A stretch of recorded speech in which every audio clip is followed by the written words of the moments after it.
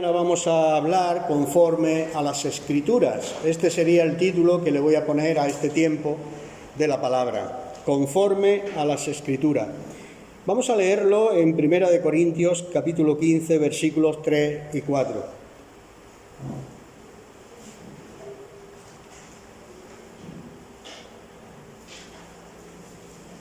Primera de Corintios, capítulo 15, versículos 3 y 4. Dice así: porque primeramente os he enseñado lo que asimismo recibí, que Cristo murió por nuestros pecados conforme a las Escrituras, y que fue sepultado, y que resucitó al tercer día conforme a las Escrituras.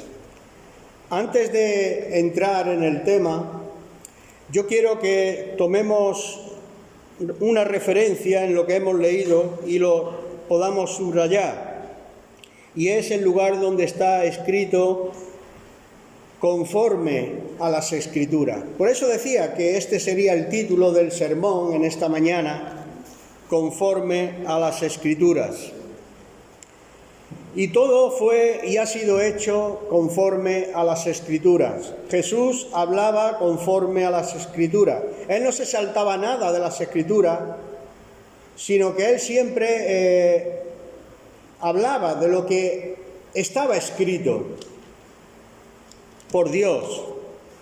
Y cuando los apóstoles y discípulos decían algo, hablaban o hacían cualquier cosa, ellos también lo hacían conforme a las Escrituras. Y aquí Pablo lo enfatiza muy bien en los versículos 3 y 4. Voy a volver a repetirlos.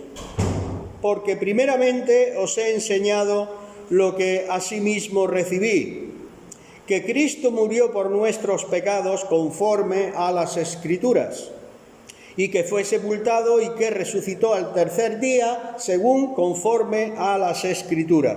Todo es conforme a las Escrituras. El apóstol San Pedro también tiene escrito en su primera epístola diciendo: si alguno habla, hable conforme a las palabras de Dios. Si alguno sirve, si alguno cumple un servicio, ministrelo a los demás conforme al poder que Dios da. ¿Para qué? Para que en todo sea Dios glorificado por Jesucristo, a quien pertenecen la gloria y el imperio por los siglos de los siglos. Amén. Y aquí, en lo que hemos leído de 1 de Corintios 15, lo tenemos en pantalla, versículos 3 y 4, Pablo comparte con los hermanos de la iglesia de esta localidad llamada Corintio el fundamento primordial del Evangelio. El Evangelio que él había recibido, hermano. Por eso San Pablo dice: el cual yo he recibido. ¿Por qué? Porque él, cuando escribía una carta, de hecho a los Gálatas, les dice: hermanos, a los hermanos de Galacia. Galacia era una región donde había diferentes iglesias, y en una de ellas, a los Gálatas, a los de esa región, los reúne y les dice: si alguien viene predicando otro evangelio diferente al que nosotros os hemos anunciado, sea falso. Si algún ángel dice, o aún nosotros. Es por eso es importante saber, cuando uno va a una iglesia, saber si realmente esa iglesia es conforme a las Escrituras. Porque San Pablo lo advierte de esta manera a nosotros hoy.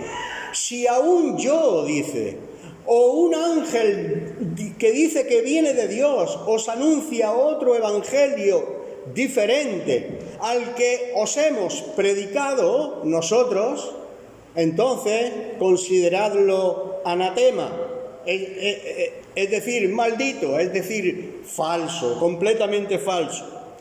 Por eso lo que les escribe a los hermanos de la iglesia de Corinto es un fundamento para ellos, porque al igual que es para ellos, también es para nosotros.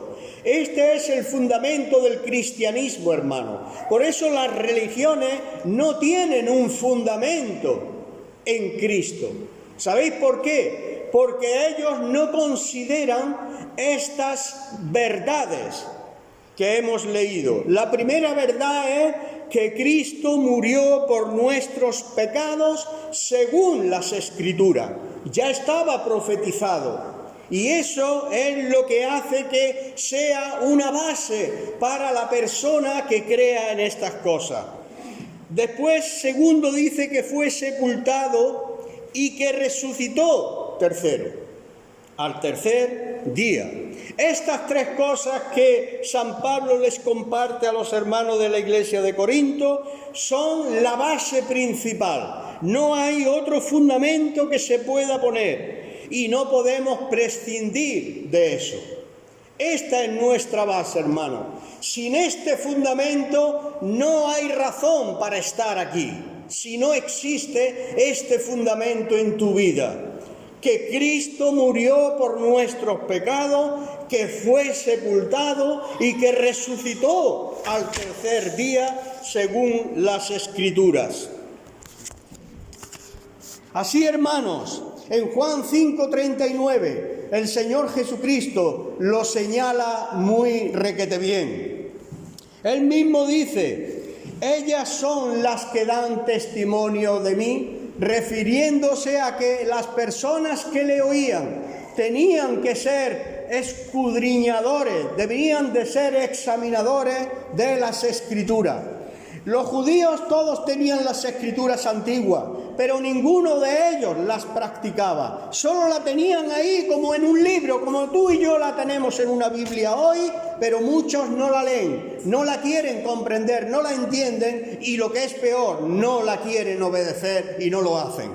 Es por esto, hermanos, que estas personas así no tienen el fundamento del cristianismo en sus corazones. Por eso Jesucristo, Él habló y se refería de esta manera: escudriñad las Escrituras porque ellas son las que dan testimonio de mí. Si tú quieres conocer a Dios, no lo conocerás a través de la tecnología, lo tendrás que conocer a través de la Escritura, conforme a la Escritura, la Biblia.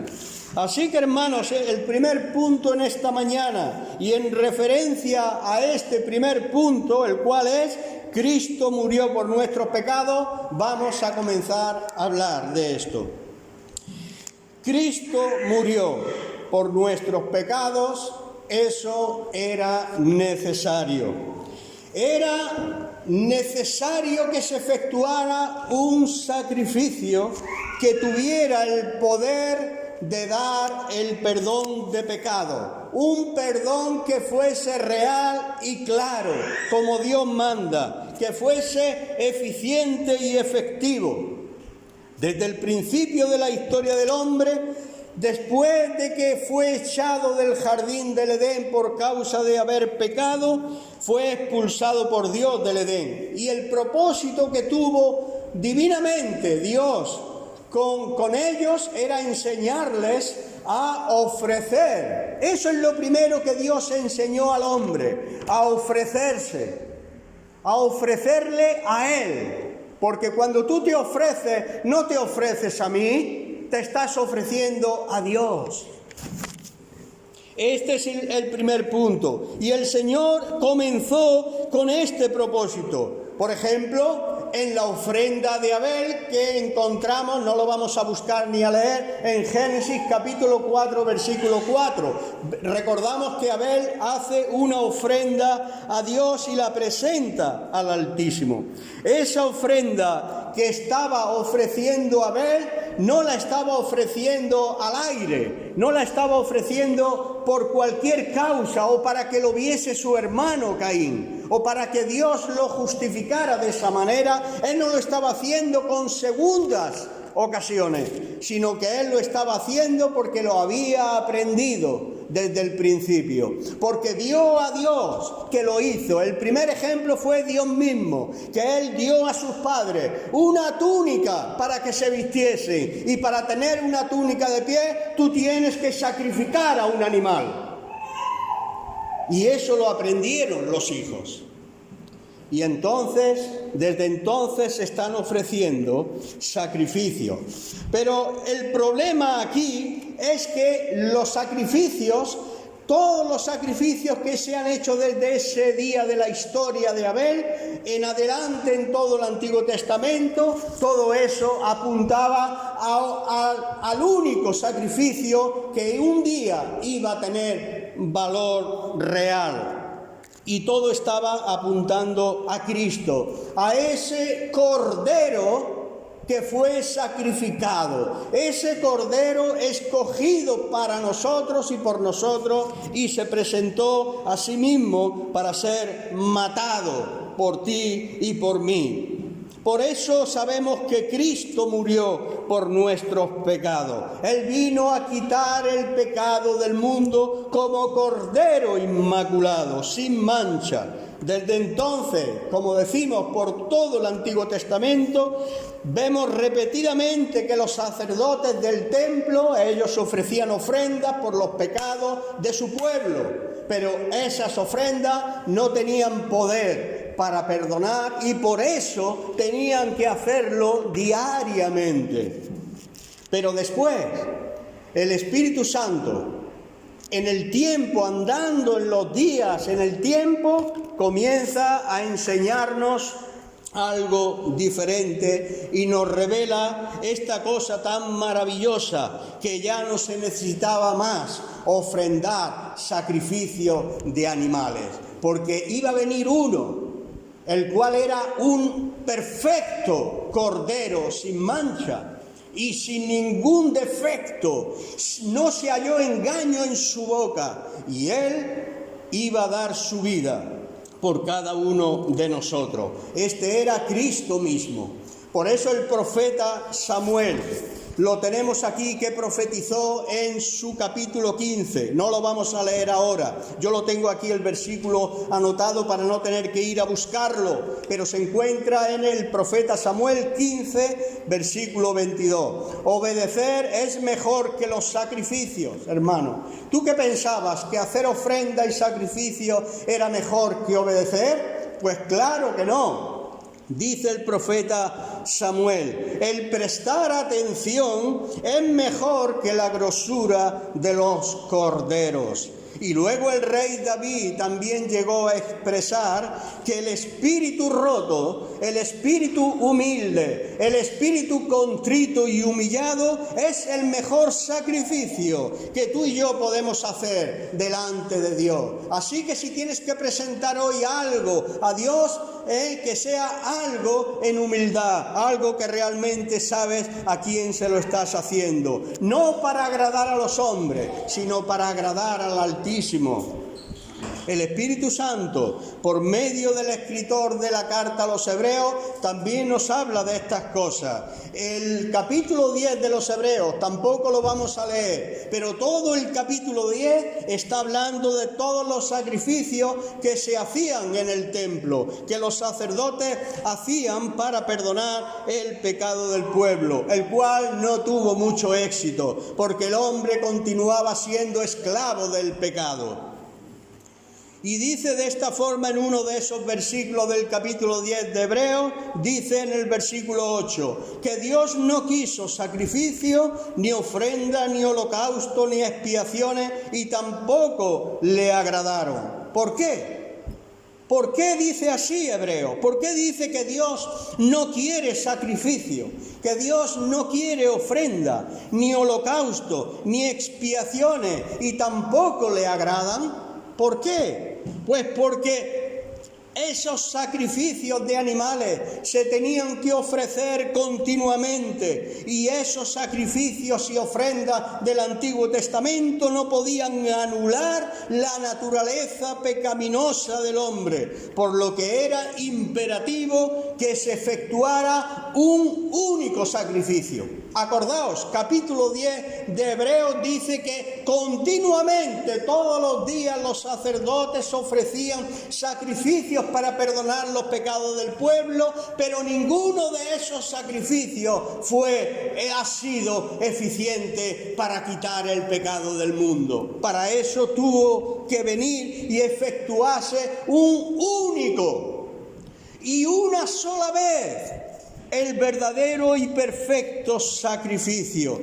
Y ese sacrificio representa perfectamente al hombre. Te representa a ti y me representa a mí. Este es Cristo el Señor, nuestro hombre representativo en la cruz, muriendo por nuestros pecados. En esto consiste, hermanos, el sacrificio que Cristo ofreció de sí mismo, como digo, una vez para siempre. Y así pudo quitar de en medio el pecado. Eso lo leemos en la epístola a los hebreos. Cristo murió por nuestros pecados. Esto ha sido el primer punto de nuestro sermón de 1 Corintios 15, versículos 3 y 4. Ahora vamos a descifrar un poquito del segundo. Vamos a hacer referencia a este segundo punto que dice, efectivamente, Cristo murió por nuestros pecados, primer punto. Segundo punto, Cristo fue sepultado. Él murió por nuestros pecados, pero después, como base y fundamento, para que la base y el fundamento sea cada vez más sólido, Él tenía que ser sepultado. Mirad, en el Imperio Romano, cuando los malhechores iban a ser crucificados y los crucificaban, los romanos dejaban en ese estado unos moribundos, otros heridos, otros fatigados, pero los romanos dejaban en ese estado por varios días a los que eran colgados en la cruz.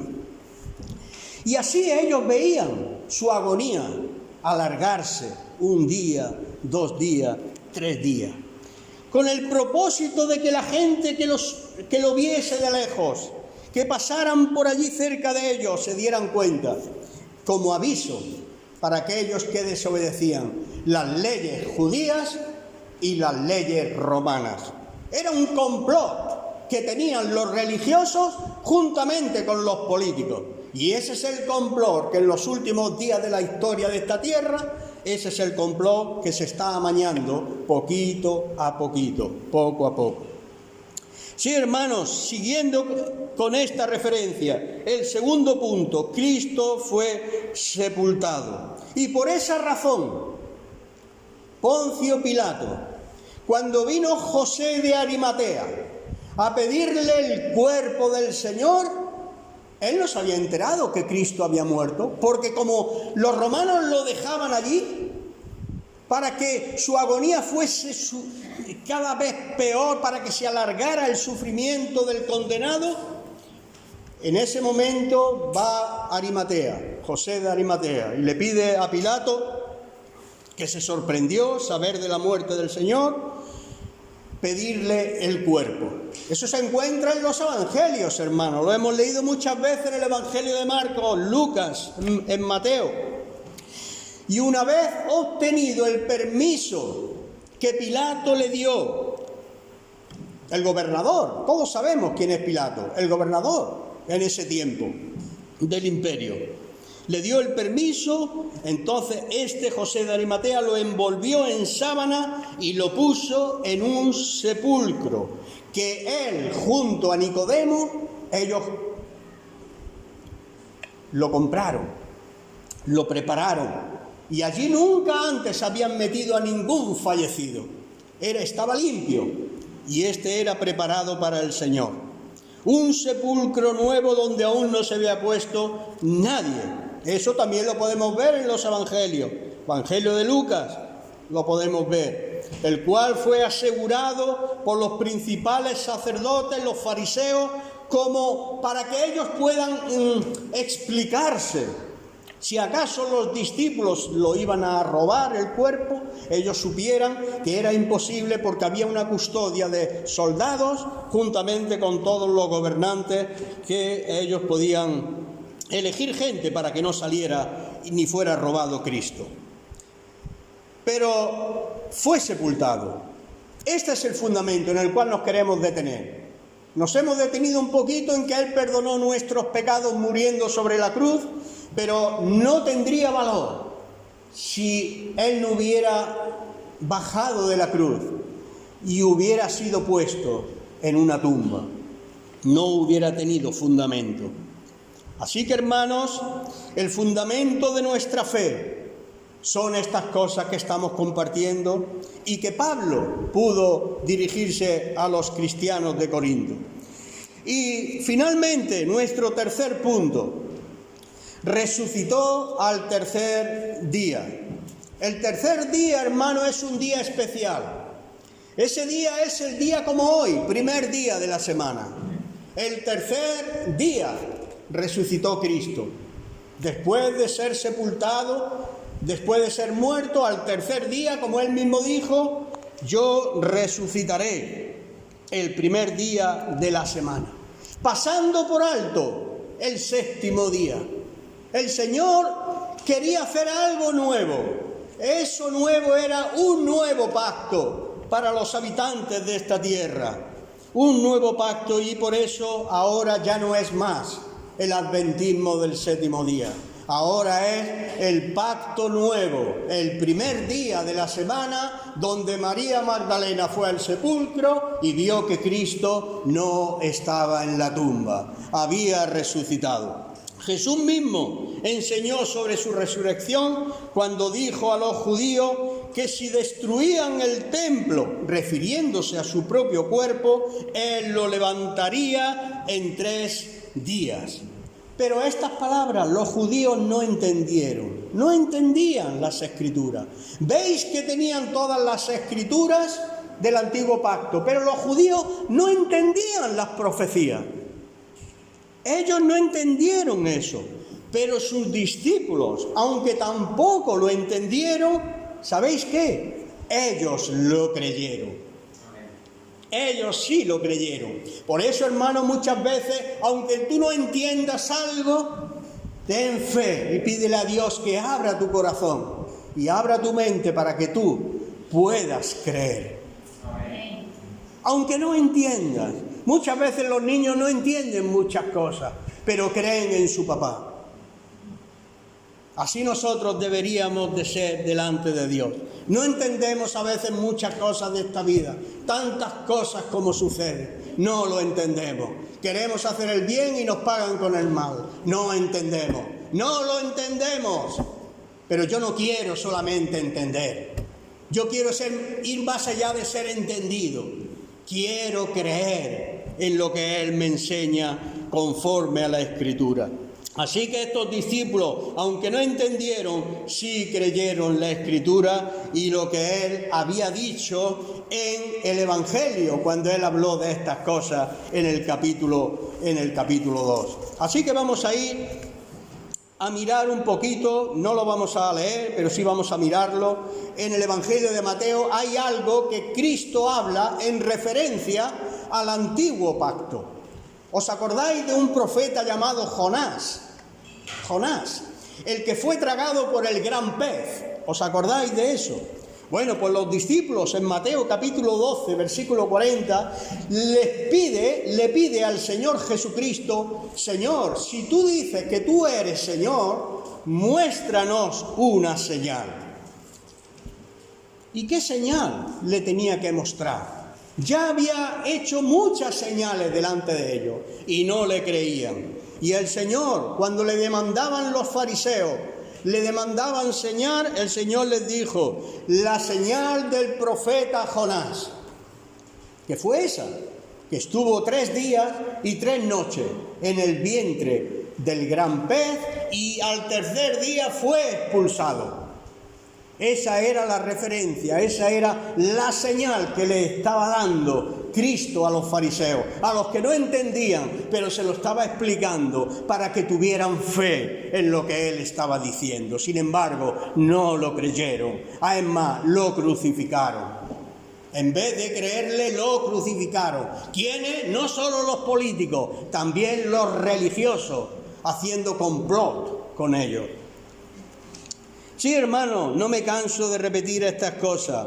Este es el fundamento principal de nuestra fe, que Cristo murió por nuestros pecados, que fue sepultado y que resucitó al tercer día. ¿Cómo? según las Escrituras, porque todo estaba dicho y todo estaba cumpliéndose y todo acabó siendo cumplido en un solo sacrificio, el cual es Cristo. Y así que, hermano y hermana, no más sacrificio, no más ofrenda, no más penitencia, no más ir a los cerros de rodillas, no más esto. Cristo lo ha hecho todo por ti y por mí.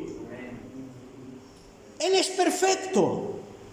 Él no necesita ayudas de parte nuestra para llegar a Dios. Él ya nos ha llevado a Dios por medio de su sangre preciosa derramada en la cruz por ti, hermano. Qué bonito. Esto es maravilloso, hermano.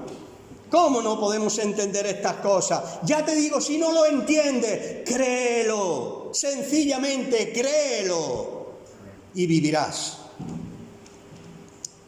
Hemos nacido de nuevo. Cuando creemos estas cosas, comienza una nueva vida en nosotros al creer que Cristo murió por nuestros pecados, como hemos dicho, para nuestra justificación. Por lo que antes un sacerdote no podía hacer esto, ya que se necesitaba uno que viviera para siempre. Y sabemos que todos los sacerdotes han muerto y todos siguen muriendo y ninguno puede ofrecerse a sí mismo por nosotros. Pero gracias a Cristo Jesús que estamos aquí hoy, por su gracia.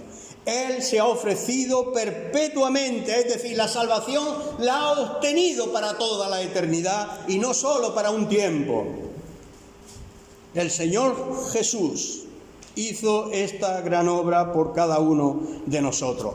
Digo de nosotros, pero solamente será hecho para aquellos que se acercan a Dios. ¿Eres tú uno de esos que se acercan a Dios con este fin de vivir en Él, obedecer a Él, creer en Él? Pues la cruz del Calvario, hermano, tengo una buena noticia para ti y quizás también una mala noticia.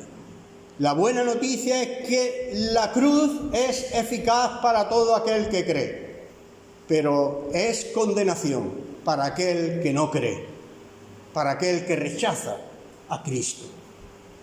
Esas son las noticias del Evangelio. El Evangelio es una buena noticia, pero ¿para quiénes? Para los que creen en su nombre. No para todos. A mí me hace gracia las personas. No, es que todos somos hijos de Dios. No, no es verdad. No es verdad. Si no, estamos haciendo mentiroso a Dios. No somos todos hijos de Dios. Todos somos criaturas de Dios. También los animales. Los leones, criaturas. Los ángeles son criaturas de Dios. Las estrellas son criaturas creadas por Dios. Los montes, eso es creación de Dios y todos somos criaturas de Dios. Pero no somos todos hijos de Dios, porque los hijos de Dios tienen que tener a un Padre, Padre Dios. Y tienen que ser reconocidos por el Padre. Y el Hijo tiene que reconocer al Padre. Es un amor y un reconocimiento mutuo. Y hoy hay muy poco de eso, hermano. Hay muy poquito de esto. Y además, para ser hijos y para ser hermanos, tenemos que ser hijos de un mismo Padre. Y no, por eso no podemos llamar a todo el mundo hermano, hermano, hermano, hermano. ¿Sabes por qué? Porque no pertenece, no es hijo de... son padres diferentes. Eso es así, hermano, esto es el Evangelio. Yo sé que mucha gente, al no entender, claro que hay un poco de resignación a estas cosas, oposición. Pero, hermano, si tú lo crees, ya el Espíritu Santo se encargará de poner énfasis en estas palabras. Y Él mismo te revelará estas cosas. Y será como una luz del mediodía, de las 12 de la mañana. Una luz como el sol que brilla. Si tú realmente simplemente lo crees, cree la Escritura. Déjate de dogmas de hombre, déjate de políticas de hombre, déjate de conjeturas humanas, de especulaciones, de manipulaciones, de entretenimiento, déjate de todo eso y oye a Dios. Lee la palabra de Dios y conforme a la Escritura actúa y muévete. Nada más, nada más. Yo ya quiero concluir con esto, volviendo a repetir que todos los que hemos nacido de nuevo debemos predicar este mensaje sobre la base de fe que Pablo menciona en el texto de 1 de Corintios 15, 3, 4, que fue sepultado, que Cristo murió por nuestros pecados y somos responsables de su muerte, que fue sepultado para que tome constancia de que Él ha pagado por nosotros todas nuestras culpas y que resucitó al tercer día para completar y darnos la garantía de nuestra justificación. Así que cada uno de estos ejercicios, cada uno de estos eventos deben de ser creídos conforme a la Escritura. Es por eso que nos hemos parado y hemos subrayado el Evangelio que Pablo predicaba y que yo quiero volver a leer. Además os declaro, hermanos, que el Evangelio que os he predicado, el cual también recibisteis, en el cual también perseveráis, por el cual asimismo si retenéis la palabra que os he predicado sois salvos, si no creísteis en vano. Aquí viene, porque primeramente os he enseñado lo que asimismo recibí, que Cristo murió por nuestros pecados conforme a la Escritura, y que fue sepultado y que resucitó al tercer día conforme a las Escrituras. Solo tenemos que creer esto, hermano. Dios nos hará hijos suyos con la sencilla fe en estas simples palabras. Hermano, ¿para qué subir y hacerme polvo las rodillas en el cerro de Úbeda? ¿Por qué? Cuando Cristo ya pagó con todo su cuerpo ensangrentado por mí, para que yo ya no tenga que pagar eso más. Él lo pagó por mí. La deuda ha sido pagada. Él lo hizo, hermano. Esto es importante que nosotros lo mantenemos como fundamento de la fe cristiana, hermano. Es que sin esto no hay fundamento. Podemos ser llevados por tierras movedizas y hundidos. Podemos ser manipulados por los hombres de un lado para otro, hermano. Pero si tú tienes esto, simplemente esto tan sencillo, esta declaración tan sencilla que Pablo les predica a los hermanos de la iglesia de Corinto, diciéndole una y otra vez, el evangelio que él ha recibido es este. Él no está complicando el evangelio, está diciendo, Cristo murió por nuestros pecados, fue sepultado y ha resucitado al tercer día.